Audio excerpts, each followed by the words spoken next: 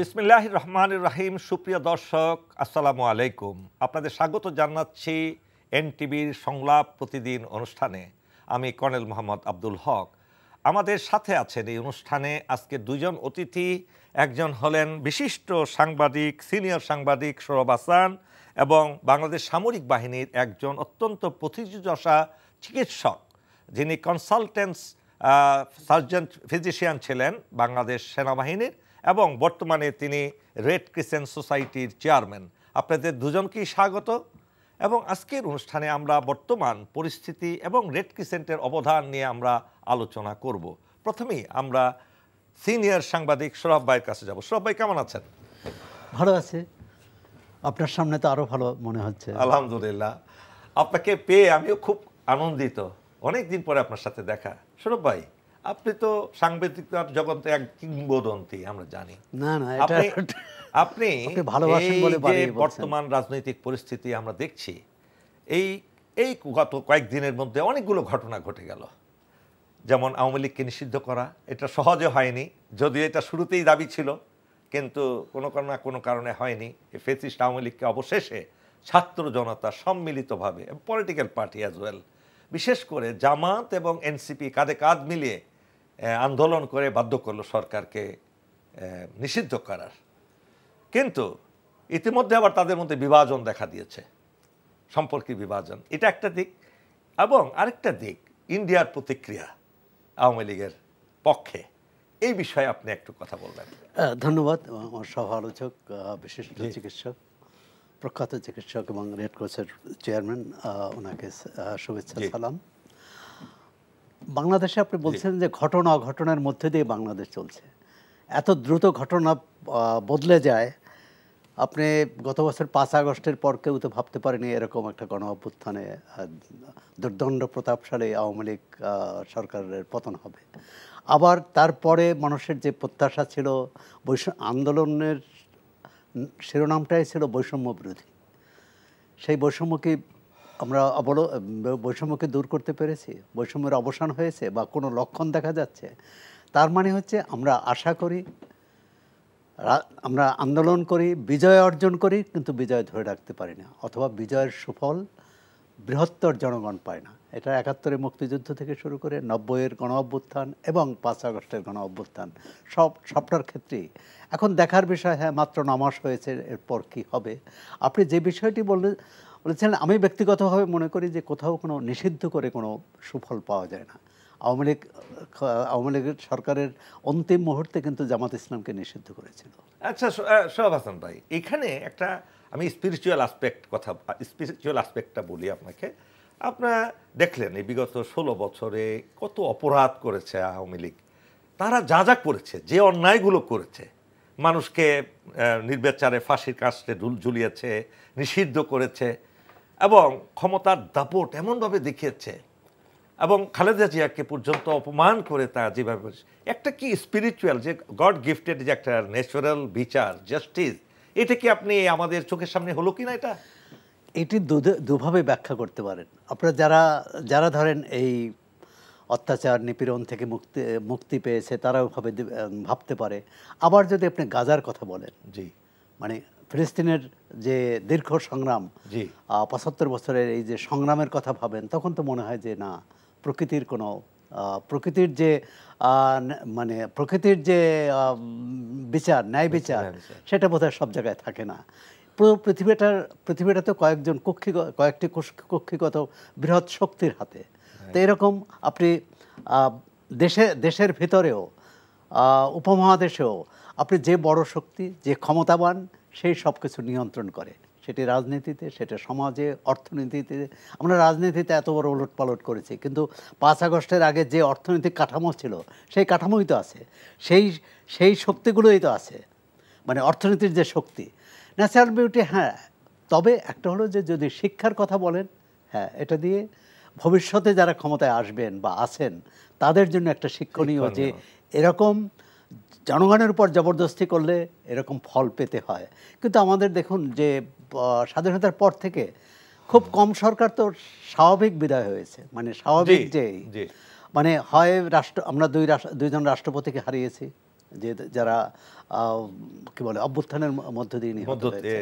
এবং গণ অভ্যুত্থানের মধ্য দিয়ে তো সর্বশেষ সাবেক প্রধানমন্ত্রী শেখ হাসিনা বিদায় নিলেন, এর আগে হোসেন মোহাম্মদ এরশাদ বিদায় নিয়েছেন, এমনকি খালেদা জিয়া সাবেক প্রধানমন্ত্রী, তিনি যে 2006-07 যে তার বিদায়, 6-এর বিদায়, সেটাও কিন্তু খুব মানে আনন্দঘন বিদায় না, কোনো সুখকর বিদায় না।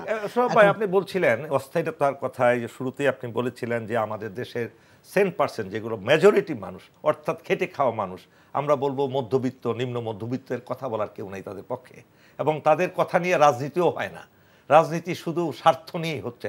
সবাই আমরা এই আরেকটা প্রসঙ্গে যেটা শুরু করেছিলাম, ইন্ডিয়া কেন আওয়ামী লীগের পক্ষে তারা একটা জোরালো বিবৃতি দিল, এই সম্পর্কে আপনি আচ্ছা, ভূ রাজনীতির তো নানা রকম আছে, ভারতের যেমন হিসাব নিকেশ আছে, আমাদেরও হিসেব নিকেশ আছে, পাকিস্তানের আছে, চীনের আছে। আপনারা ভারত নিয়ে কথা বলি, কিন্তু আপনারা দেখেন যে একেবারে আপনি তো সশস্ত্র বাহিনীর গুরুত্বপূর্ণ পদে ছিলেন এবং দীর্ঘদিন এসব বিষয়ে করেছেন। আমাদের পূর্ব সীমান্তের কি অবস্থা, কি ধরনের আমাদের নিরাপত্তাহীনতা, ভারত থেকে তারা রাজনৈতিকভাবে যাই করুক, ভারত আক্রমণ করবে এটা আমি মনে করি না যে সামরিকভাবে, কিন্তু পূর্ব সীমান্তে কিন্তু এই আক্রমণের ভয়টা, এবং 12 লাখ এবং কেউ বলে 14 লাখ রোহিঙ্গা আমাদের উপর চেপে বসেছে, মানে রোহিঙ্গাকে পাঠিয়ে দেওয়া, ঠেলে দেওয়া হয়েছে। এখন ভারতের তার রাজনীতির হিসাব নিকেশ, আবার বাংলাদেশের খুব এই উত্থান পতন টানাপোড়েনের মধ্যেও ভারত বিরোধী সরকারকে, ক্ষমতার বাইরে থাকলে আমরা সবাই ভারত বিরোধী, কিন্তু ক্ষমতায় গেলে কিন্তু ভারত বিরোধিতা থাকে না। চমৎকার কথা বলেছেন, এটা একটা শিক্ষণীয় বিষয়। আমি আপনার কাছে আবার আসবো। এ পর্যায়ে আমি একজন জেনারেলের কাছে যাচ্ছি, যিনি অত্যন্ত স্বনামধন্য একজন জেনারেল বাংলাদেশ সামরিক বাহিনীতে। Consultant physician is the senior most appointment, আমাদের মেডিসিনের সিনিয়র মোস্ট অ্যাপয়েন্টমেন্ট এটা, এবং সেই অ্যাপয়েন্টমেন্টে উনি চাকরি করেছেন দীর্ঘ বর্ণাঢ্য জীবন আমাদের জেনারেল আজিজের। জেনারেল আজিজ, আপনি প্রথমে আমাদেরকে জানাবেন দর্শকদের উদ্দেশ্যে, এই যে আপনার বর্তমানে সেটাতে পরে আসছি, রেড ক্রসের পরে আসছি, তো আপনি এই যে সামরিক বাহিনীতে একটা গুরুত্বপূর্ণ পদে থেকে এবং দীর্ঘ জীবন আপনি একদম পূর্ণভাবে চাকরি করার অবসর গ্রহণ করেছেন, আপনি সংক্ষেপে আপনার অভিজ্ঞতা বর্ণনা করুন। আমরা দেশের জন্য সামরিক বাহিনী কতটুকু অবদান রাখতে পেরেছি, বিসাইড আর আর্ম ফোর্সেসের পাশাপাশি আমরা দেশের জন্য কি অবদান রাখতে পেরেছেন আপনি? কর্নেল হক, আপনাকে অনেক ধন্যবাদ। দর্শক শ্রোতাদেরকেও অনেক ধন্যবাদ। আসলে অত্যন্ত গুরুত্বপূর্ণ প্রশ্ন করেছেন আমাকে। আসলে আমি আলহামদুলিল্লাহ 37 বছর সশস্ত্র বাহিনীর সেনাবাহিনীতে আমি চাকরি করেছি। তবে সশস্ত্র বাহিনীই বলবো আমি, কারণ আমি, আপনারা সবাই জানেন যে ডেপুটেশনে আমরা, আমি এবং নেভিতেও ছিলাম 2 বছরের চেয়ে বেশি, সুতরাং আমি সশস্ত্র বাহিনীর অভিজ্ঞতা নিয়েই বলছি।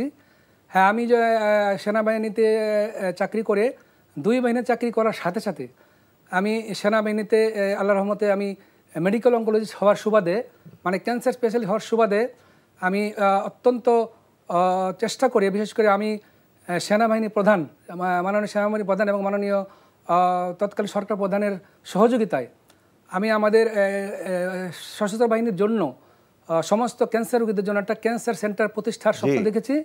আপনার মাধ্যমে সেটা প্রতিষ্ঠিত হয়েছে, এটা আমরা জানি। আপনার উদ্যোগে, আপনার একনিষ্ঠ আপনার ডিমান্ড ছিল এটা, যেহেতু এটা দরকার বর্তমানে বাংলাদেশে, ইট হ্যাজ বিন ডান। এবং আল্লাহর রহমতে আমি সেটাকে, এটা 2টা পর্বে আমরা করেছি।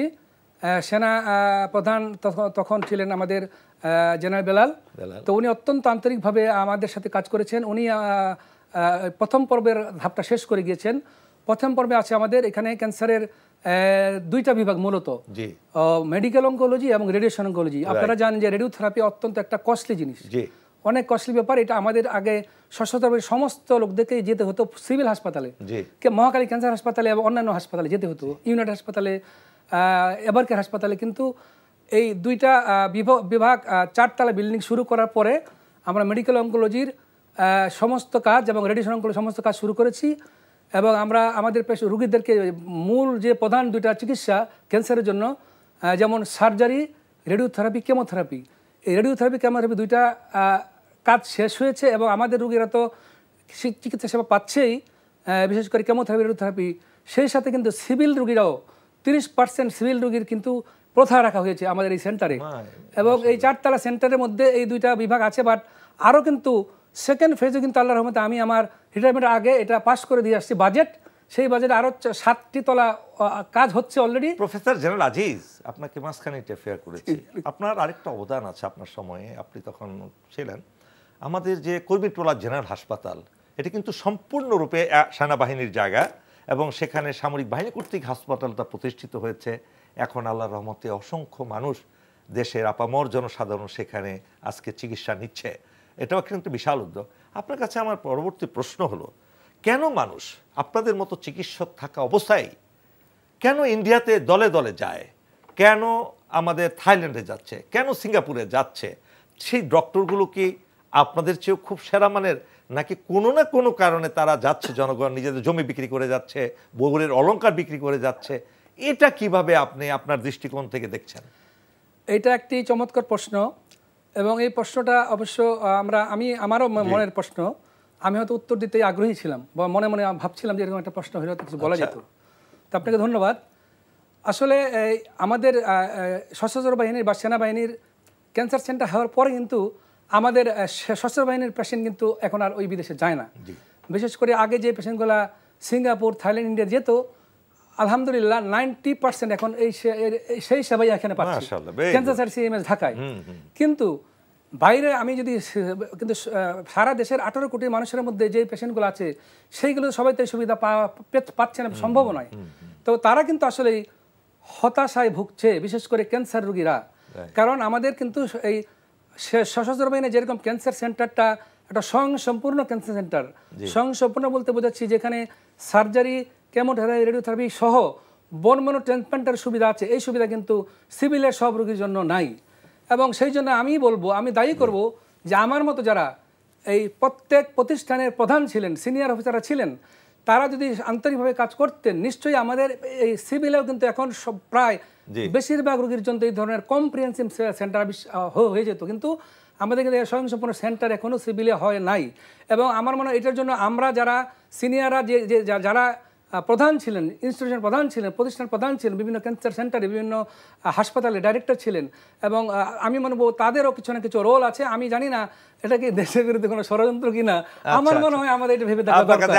আমি আমাদের সিনিয়র সাংবাদিক সৌরভ ভাইয়ের কাছে আছি। আপনার এই প্রসঙ্গ, আপনি আমাদের কনসালটেন্ট ফিজিশিয়ানের কথাগুলো শুনলেন যে তারা চেষ্টার ত্রুটি করছে না বাংলাদেশে চিকিৎসা ব্যবস্থাটাকে উন্নত করার জন্য। উনি তো মিলিটারি সাইডটা বললেন, আপনার কাছ থেকে জানতে চাই, মিলিটারি কিন্তু ক্ষুদ্র জিনিস বাংলাদেশের তুলনায়, হ্যাঁ সংখ্যার দিক থেকে তারা যদি এত সুন্দর চিকিৎসা ব্যবস্থা করতে পারে, শক্তির দিক থেকে ক্ষুদ্র না।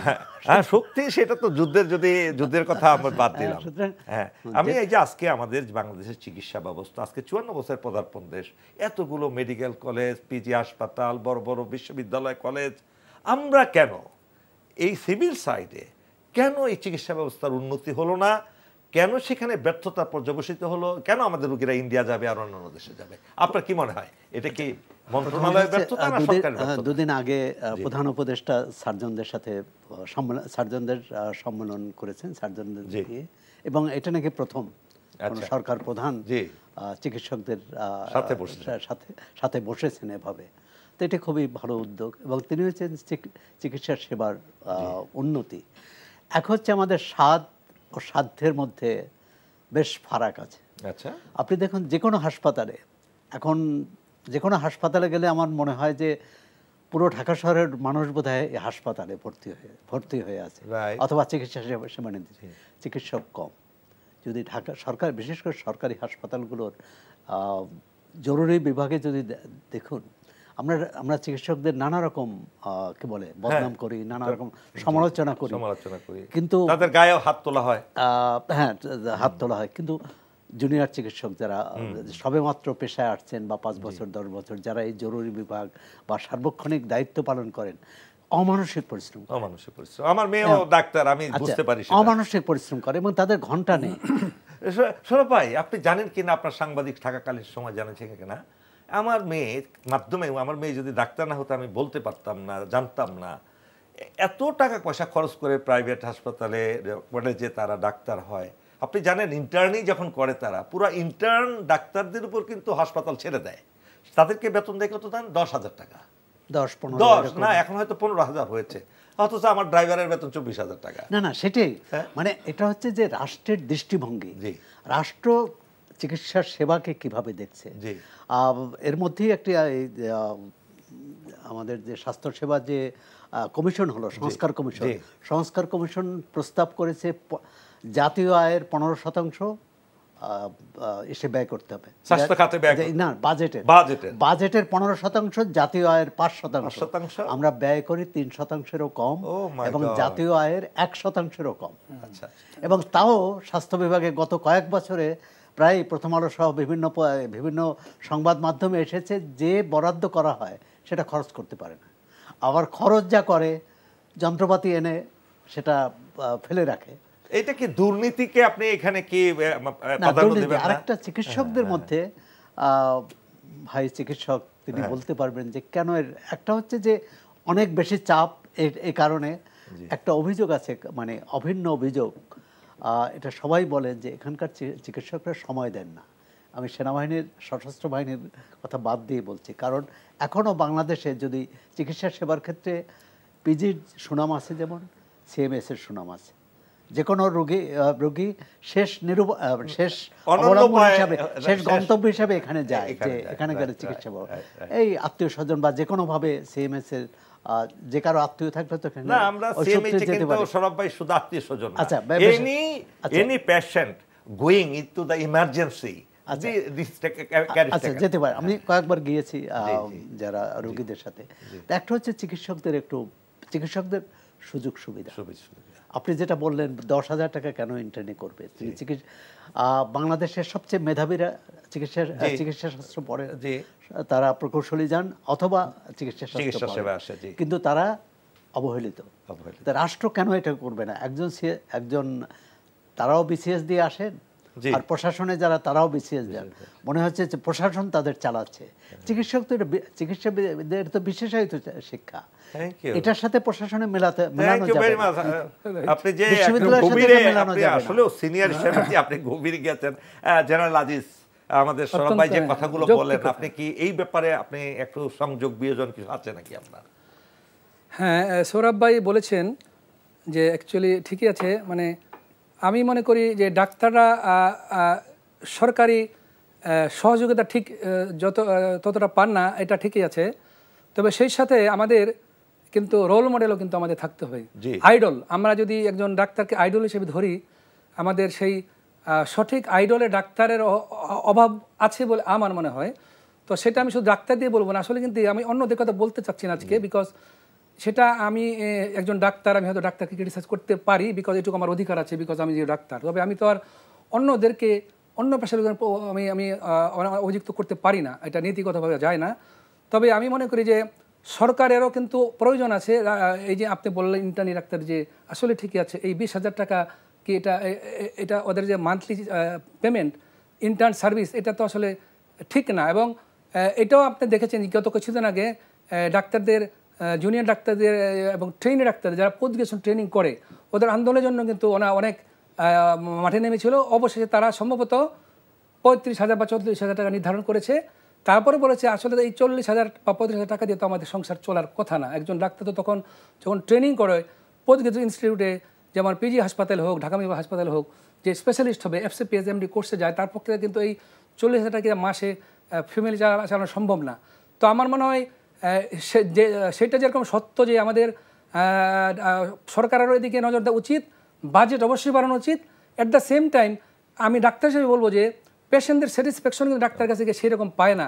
যেরকম আমাদের রোগীরা, আমার কাছে যে পেশেন্টগুলো আসে বিদেশ থেকে, তারা কিন্তু আমার কাছে এসে আলহামদুলিল্লাহ বলবো যে তারা মোটামুটি আশ্বস্ত হয়, যে আপনি যে বলে যে আলহামদুলিল্লাহ আমরা কিন্তু যথেষ্ট আপনার কাছ থেকে একটা ভালো পরামর্শ পেয়েছি, যেই জিনিসটা আমরা আরও 5 জায়গায় কেউ পাই নাই। তো সেই জন্য, কারণ আমি রুগী আমি পরামর্শ দিব সবাই যে রুগী সীমিত সংখ্যক রুগী দিকে, কারণ ডাক্তারি পড়া মানে it is not a factory of incoming money, এটা কিন্তু একটা সেবার জন্য। আমরা কিন্তু প্রথমে শুরুতেই সেবার ব্রত নিয়ে এসছি, ডাক্তারি পড়েছি, কিন্তু একটা ডাক্তারি পড়ার পরে একটা পর্যায়ে হয়তো ডাক্তারদের নিজস্বই কিনা নাকি পারিবারিক কোনো চাপ আছে কিনা, আই ডোন্ট নো, বাট তখন যেন মনে হয় যে তারা যারা বেশি ব্যস্ত ডাক্তার, বেশি ইনকাম করে, এদের সাথে নিজেকে কম্পেয়ার করে কিনা আই ডোন্ট নো, বাট এটা তো করা ঠিক না। এটা একটা মানবতা, এটা সেবা, সেবাটা মানবতা, এটা মানবতার সেবা, এটা একটা সেবাধর্মী প্রফেশন। আমি মনে করি সবাই এখানে এই টাকার দিকে বা ওই অর্থের দিকে না দৌড়িয়ে মানুষকে শান্তি দেওয়ার জন্য, সেবা দেওয়ার জন্য মনোভাবের পরিবর্তন করার দরকার আছে বলে আমি মনে করি। এই মনোভাবের জন্য, ভালো মনোভাব তৈরি করার জন্য আমার মনে হয় প্রত্যেক মেডিকেল কলেজে এরকম টিচার এই আইডিওলজিগুলো শেখানো দরকার, মনস্তাত্ত্বিকভাবে কিছু শিক্ষা দরকার, এবং সার্বিকভাবে দেশের বিভিন্ন অবকাঠামোর চিত্র তুলে ধরা দরকার যে কীভাবে একটা মানুষ ডাক্তারি পড়তে আসে, এবং সরকারেরও কিন্তু অনেক খরচই হয়। তো আমি বলবো, আশা করব সবাই যেন সেবার মনোবৃত্তি নিয়ে ডাক্তার হয়, এটা যেন একটা ইনকাম সোর্স হিসাবে আমার যেন মনে না করে। সত্যি অভিভূত আজকে আপনাদের দুজনেরই আলোচনায়। আমরা মানবিক দিকটা সত্যিকার অর্থেই একেবারেই আমরা অবহেলা করে থাকি, মানবিক দিকটা।